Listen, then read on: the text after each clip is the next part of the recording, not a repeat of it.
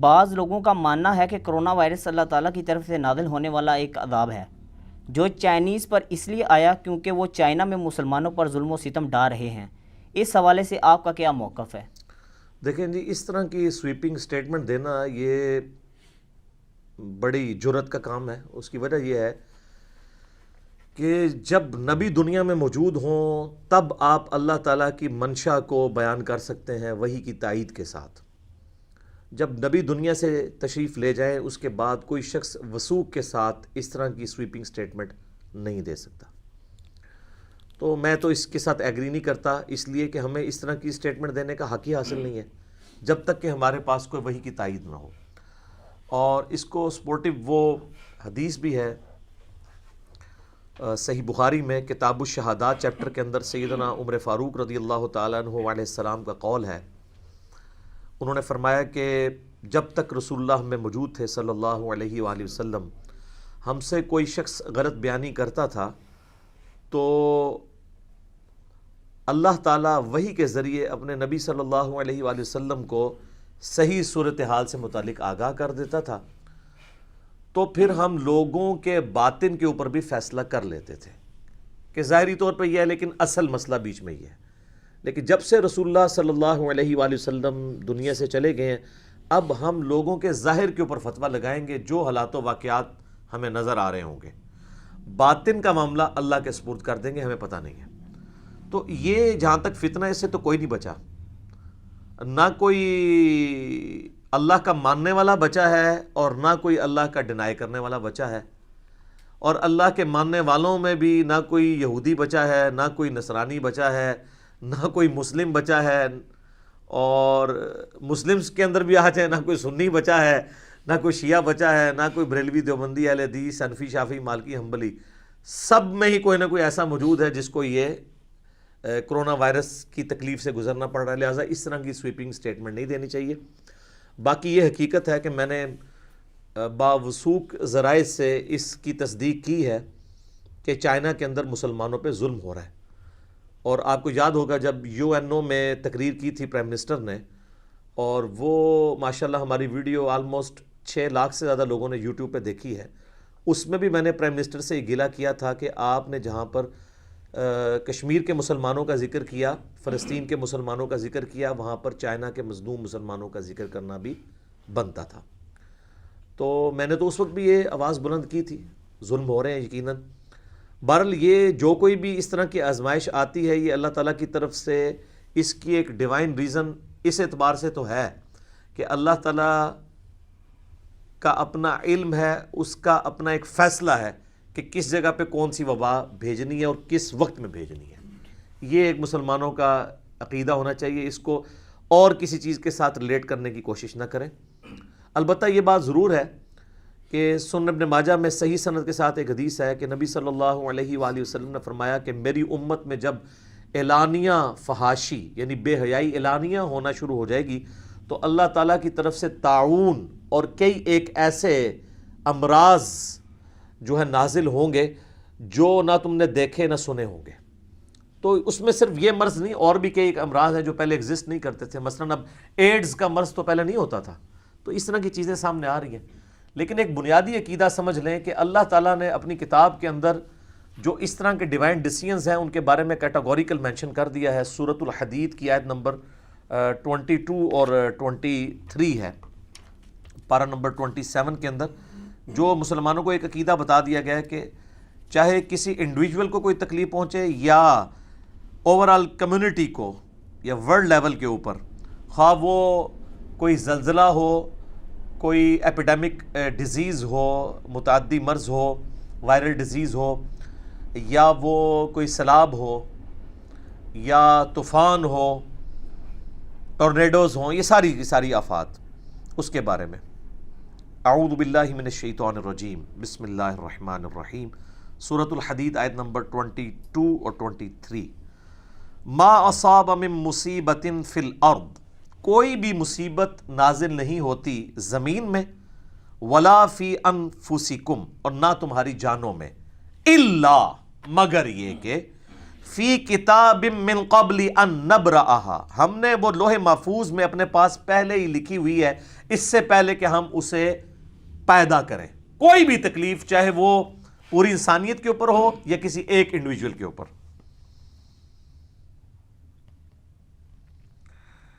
ان ذالک علی اللہ یسیر، یہ اللہ پر بہت آسان ہے۔ کسی کو یہ ٹینشن نہ ہو کہ پہلے ہی کیسے پتہ چل گیا، یہ اللہ پہ بہت آسان ہے۔ سر وہ سورۃ الانعام میں تو یہاں تک آیا ہے کہ خشکیوں میں اور سمندروں کی گہرائیوں میں کوئی درخت کا پتا بھی گرتا ہے تو اس کے علم سے، زمین کی گہرائیوں میں کوئی دانہ بھی پھوٹتا ہے تو اس کے علم سے، اور اس کا علم اتنا کامل ہے کہ اس نے یہ سب کچھ پہلے ہی لکھ لیا۔ اللہ اکبر کبیرا والحمد للہ کثیرا وسبحان اللہ بکرۃ واصیلا لکی لا تأسوا علی ما فاتکم، یہ ہم نے اس لیے کیا تاکہ تم کف افسوس مت ملو اس پر جو تم سے جاتا رہا، ولا تفرحوا بما آتاکم، اور اس پہ شیخی مت بگاڑو جو تمہیں ہم نے دیا، یعنی نہ ملنے کے اوپر شیخی بگاڑو اور نہ چھن جانے کے اوپر افسوس کرو۔ واللہ لا یحب کل مختال فخور، اللہ تعالیٰ پسند نہیں کرتا ان تمام لوگوں کو جو شیخی بگاڑنے والے ہیں، اکڑنے والے ہیں، اللہ تعالیٰ کو وہ پسند نہیں ہے۔ تو یہ کلیئر کٹ یہاں پہ آ گیا۔ بہرحال اس کا ایک اور پہلو بھی ہے جو سورۃ البقرہ میں آیا کہ جب بنی اسرائیل نے اپنے پیغمبروں کی تعلیمات سے روگردانی کی تو اللہ تعالیٰ نے ان پر آسمان سے ایک عذاب نازل کیا۔ سورۃ البقرہ کی آیت نمبر 59 ہے، بڑی مشہور ہے، پہلے پارے کے اندر ہی، اعوذ باللہ من الشیطان الرجیم، بسم اللہ الرحمن الرحیم۔ فَأَنزَلْنَا عَلَى الَّذِينَ ظَلَمُوا رِجْزًا مِّنَ السَّمَاءِ، پس ہم نے نازل کیا ان ظالموں پر جنہوں نے انبیاء کی تعلیمات سے روگردانی کی، رِجْزًا مِّنَ السَّمَاءِ، آسمان سے ایک عذاب، بِمَا كَانُوا يَفْسُقُونَ، بسبب اس کے کہ وہ فسق کیا کرتے تھے، اللہ کی نافرمانیاں کیا کرتے تھے۔ تورات میں اس کی ڈیٹیل ملتی ہے کہ یہ جو آسمان سے عذاب نازل ہوا یہ پلیگ کا مرض تھا، طاعون کا، جس میں لاکھوں لوگ جو ہیں لقمہ اجل بنے۔ ایون آپ گوگل میں جا کے لکھیں تو آپ کو یہ پتہ چلے گا کہ 13ویں اور 14ویں صدی عیسوی کے اندر، یعنی آلموسٹ 8 سے 700 سال پہلے، 200 ملین لوگ، یعنی 20 کروڑ لوگ پوری دنیا کے اندر مر گئے تھے طاعون کے مرض سے، اور دنیا کی آبادی 30 سے 40% کم ہو گئی تھی، اور آندہ 200 سے 300 سال لگے تھے وہ آبادی پوری ہونے میں۔ سر اس طرح دنیا مرتی تھی۔ صحیح بخاری اور مسلم کے متفقن علیہ حدیث ہے کہ اللہ تعالیٰ نے آسمان سے طاعون کا مرض نازل کیا بنی اسرائیل پر عذاب کی صورت میں۔ تورات میں بھی ملتا ہے اور بخاری مسلم بھی اس کی تصدیق کرتی ہے سورۃ البقرہ کی آیت نمبر 59 کے کانٹیکسٹ میں، اور اس میں ان کو ہلاک کیا گیا۔ تو اللہ تعالیٰ کے لیے تو کوئی مسئلہ نہیں ہے، عذاب کی کوئی شکل بھی نازل کی جا سکتی ہے، لہٰذا یہ عذاب کی شکل بھی ہے۔ لیکن بخاری مسلم میں ساتھ یہ الفاظ ہیں، نبی صلی اللہ علیہ وآلہ وسلم نے فرمایا کہ یہ عذاب تو تھا بنی اسرائیل کے لیے، اور میری امت میں بھی جو فسق کرنے والے لوگ ہیں ان کے حق میں یہ عذاب ہوگا، لیکن اس میں جو اہل ایمان مارے جائیں گے تو وہ اللہ کے حضور شہید لکھے جائیں گے۔ سبحان اللہ۔ یعنی اس سے یہ بھی پتہ چلا کہ نبی علیہ السلام نے پہلے ہی بتا دیا کہ یہ نہیں ہے کہ یہ صرف نافرمانوں پہ عذاب آئے گا، بلکہ جو اللہ کے تابع فرمان ہیں وہ بھی اس عذاب کے اندر دنیا کے رول کے اندر تو آ جائیں گے، یعنی موت تک پہنچ جائیں گے، لیکن یہ موت ان کو شہادت کی موت ملے گی۔ اور آپ کو پتہ ہے کہ جنگ یرموک کے جو فاتح ہیں سیدنا ابو عبیدہ ابن جرح رضی اللہ تعالیٰ عنہ، اور ان کے بعد جو ان کے بعد گورنر بنے معاذ ابن جبل رضی اللہ تعالیٰ عنہ، یہ دونوں پلیگ کے مرض میں، طاعون کے مرض میں فوت ہوئے ہیں، کیونکہ اس وقت شام میں یہ مرض پھیل گیا تھا۔ تو لہٰذا یہ کوئی ڈیفائن نہیں کر سکتا کہ کس کے لیے عذاب ہے اور کس کے لیے جو ہے وہ ایک آزمائش ہے اور وہ ہے۔ البتہ ایک موٹی سی ڈویژن ہم کفر اور اسلام کے اعتبار سے تو ضرور کر سکتے ہیں، لیکن یہ کہنا کہ جی فلاں جگہ فلاں لوگوں نے ظلم کیا تو اس کی وجہ سے یہ ہو گیا، تو ظلم تو سر کب سے ہو رہے ہیں، ٹھیک ہے جی۔ تو اور یہ جب پھیلا ہے تو اب اس وقت مور دین 157 کنٹریز میں کرونا وائرس کا یہ مرض پھیل چکا ہے، اور ٹاپ آف دا لسٹ جن ملکوں میں پھیلا ہے ان میں تو مسلمان ملک بھی شامل ہیں، ٹھیک ہے، ایران شامل ہے، سعودیہ والوں نے کتنی ریسٹرکشن کی ہیں، پاکستان والوں کے تو ہمیں فگرز کا اعتبار نہیں ہے کیونکہ یہاں تو ایک عادت ہے فگر چھپانے کی، اور اب دیکھیں اچانک نکلنا شروع ہو گئے ہیں کس طرح، تو ابھی پتہ نہیں، ہمیں تو کوئی اعتبار نہیں، واللہ عالم۔ تو معاملات تو اس طریقے سے پھیل رہے ہیں، لہٰذا اس کو کوئی عذاب کے ساتھ اس طریقے سے ریلیٹ نہ کریں۔ بہرحال ہمارا ایٹیچیوڈ یہ ہونا چاہیے کہ ہم رجوع الی اللہ لے کر آئیں۔ اس طرح کی جتنی بھی تکلیفیں ہیں، سورہ سجدہ میں آتا ہے، اللہ تعالیٰ فرماتا ہے کہ ہم آخرت کے بڑے عذاب سے پہلے دنیا میں بھی چھوٹے چھوٹے عذابات بھیجیں گے تاکہ تم اللہ کی طرف رجوع کرو۔ ہمارا ایٹیچیوڈ یہ ہونا چاہیے کہ ہم رجوع الی اللہ کریں، اور اس چیز کو تو چھوڑ دیں، یہ تو کیٹاگوریکل ڈیسیژن ہے سورۃ البقرہ میں، وَلَنَبْلُوَنَّكُمْ بِشَيْءٍ مِّنَ الْخَوْفِ وَالْجُوعِ وَنَقْصٍ مِّنَ الْأَمْوَالِ وَالْأَنفُسِ وَالثَّمَرَاتِ وَبَشِّرِ الصَّابِرِينَ۔ ہم ضرور بالضرور تمہیں آزمائیں گے، تھوڑے سے خوف سے، بھوک سے، جان اور مال میں نقصان سے، پھر ہم دیکھیں گے کون کمٹمنٹ والے لوگ ہیں۔ بشارت ہوگی پھر صابرین کے لیے، الذین اذا اصابتہم مصیبہ قالوا انا للہ وانا الیہ راجعون۔ وہ لوگ ہیں جب انہیں کوئی مصیبت پہنچتی ہے تو وہ کہتے ہیں کہ یار ہم بھی تو اللہ کی طرف سے آئے تھے، یہ تکلیف بھی اللہ کی طرف سے آئی ہے، اللہ کی طرف واپس چلی جائے گی، ہم نے بھی چلے جانا ہے، جب جان ہی ختم ہوگی تو پھر سب سے قیمتی چیز تو یہ ہے۔ تو اللہ تعالیٰ فرماتا ہے ایسے لوگ ہیں جو اللہ تعالیٰ کی طرف سے، ایسے لوگ ہیں جن پہ اللہ تعالیٰ کی رحمت ہے، برکتیں ہیں، کامیاب لوگ ہیں جن کا ایٹیچیوڈ یہ ہے۔ اور اس کانٹیکسٹ میں ایک بڑی زبردست حدیث ہے صحیح مسلم میں، سیدہ ام سلمہ کہتی ہیں جب ابو سلمہ فوت ہوئے میرے خاوند، تو میں نے نبی علیہ السلام سے ایک دعا سنی ہوئی تھی کہ جب کبھی مصیبت کی کوئی خبر پہنچے تو وہ کوئی دعا پڑھ لے تو اللہ تعالیٰ اس سے بہتر نعم البدل اسے عطا کر دے گا۔ تو جیسے مجھے اپنے خاوند کی وفات کی خبر پہنچی تو میں نے وہ دعا پڑھی، اس میں یہ حصہ تو سورۃ البقرہ والا تھا، 7 اور الفاظ بھی تھے، انا للہ و انا الیہ راجعون، بے شک ہم بھی اللہ ہی کی طرف سے آئے ہیں، اسی کی طرف لوٹ کے جائیں گے۔ اللہم اجرنی، یہ میم کو جھٹکے سے آگے ملانا ہے، جزم میں آگے، وہ مشکات میں غلطی سے وہ پرنٹنگ ہوئی ہے، اللہم اجرنی لکھا ہوا ہے، اجرنی وہ غلط ہے، اجرنی یہ ہے اللہم اجرنی فی مصیبتی، اے اللہ اس مصیبت میں مجھے اجر دے، وَأَخْلِفْ لِي خَيْرًا مِّنْهَا، اور مجھے اس کا بہتر نعم البدل عطا فرما دے۔ تو کہتے ہیں میں نے یہ دعا پڑھی اور میں دل میں سوچتی تھی کہ میرے خاوند جیسا تو کسی کا خاوند نہیں تھا، مجھے اللہ تعالیٰ اگر دے گا بھی تو اس کا نعم البدل کیا دے گا۔ تو کہتی ہیں جب میری عدت کے دن ختم ہوئے تو نبی علیہ السلام نے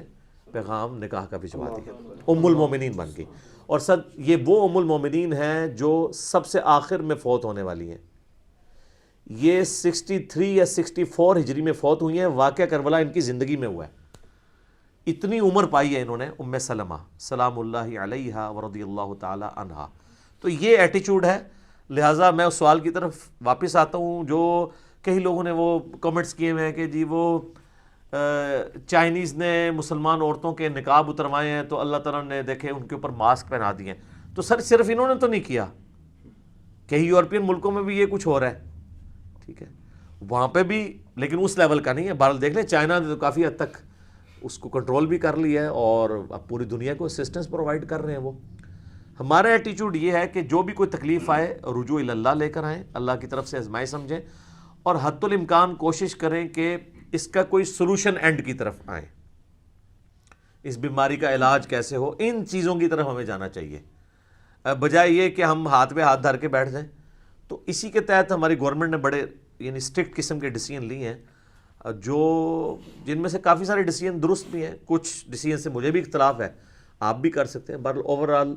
ایک ایفرٹ تو وہ کر رہے ہیں، کیونکہ آپ کو پتہ ہے جب وائرل ڈیزیز پھیلتی ہے نا تو اگر زیادہ لوگ ہاسپٹلائز ہوں گے تو پھر ہاسپٹل ہی ختم ہو جائیں گے۔ چائنا میں کئی ڈاکٹر خود بیمار ہو گئے ہیں، تو جب زیادہ لوگ ہاسپٹلز میں جائیں گے، وہ چاہے چھوٹی سی بیماری بھی ہو وہ بہت بڑی مصیبت بن جائے گی۔ آج بھی دنیا میں سب سے زیادہ لوگ ملیریا سے مرتے ہیں سر، لیکن ملیریا قابل علاج مرض ہے۔ اچھا، اس کے بعد سب سے زیادہ لوگ مرتے ہیں فلو سے۔ آپ سوچ رہے ہوں گے فلو تو مجھے کئی دفعہ ہوا ہے، ہمارے خاندان میں مجھے کوئی نہیں مرتا، سر ادھر نہیں نا لوگ مرتے،